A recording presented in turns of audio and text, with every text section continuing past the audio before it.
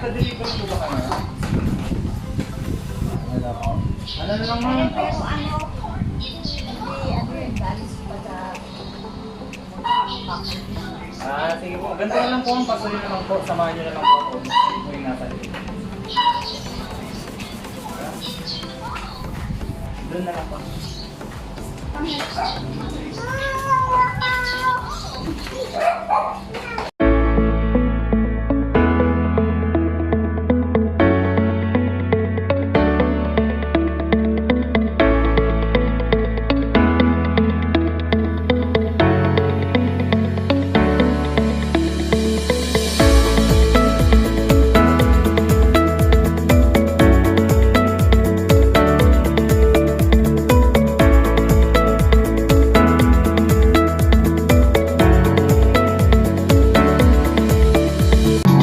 So, good afternoon or good morning sa ating lahat. And Ma'am Flora Mendoza, happy 78th birthday po, Ma'am. And Ma'am, may idea ka ba kung kanino galing yung sorpresang ito para sa inyo? May idea ka? Wala. Hindi niya alam kung kanino galing. So, itong surprise din po na ito, Ma'am. Meron din po siyang pinadalang message na babasahin ko po para sa inyo.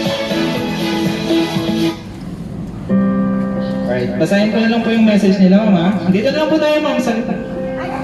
Or dito na lang po para hindi po masyadong mainit. Okay ka lang dyan, Nay? Mami, happy birthday.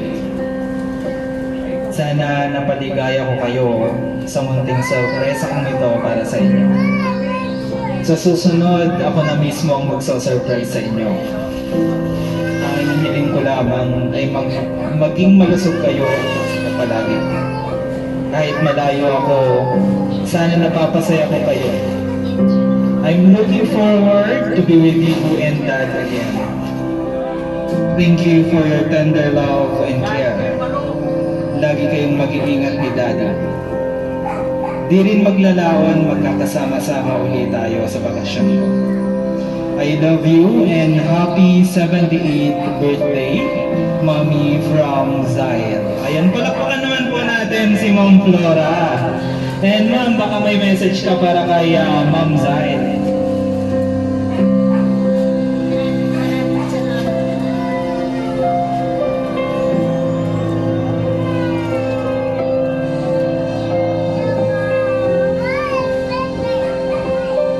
Okay ka lang, Nay? Baka may message ka pa, Nay. Yan lang. Napaka-emotion po natin kantaan si Nanay ng happy birthday po. Ayan. Para hindi na-init na dito na. Happy birthday to you.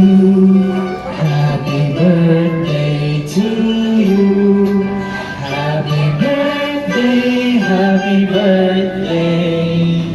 Happy birthday to you. Ayan, yung mabilis naman ko sabay-sabay. Happy birthday to you. Happy birthday to you. Happy birthday, happy birthday. Happy birthday to you.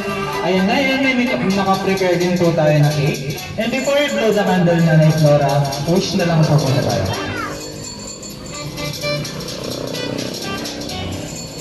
Ayan.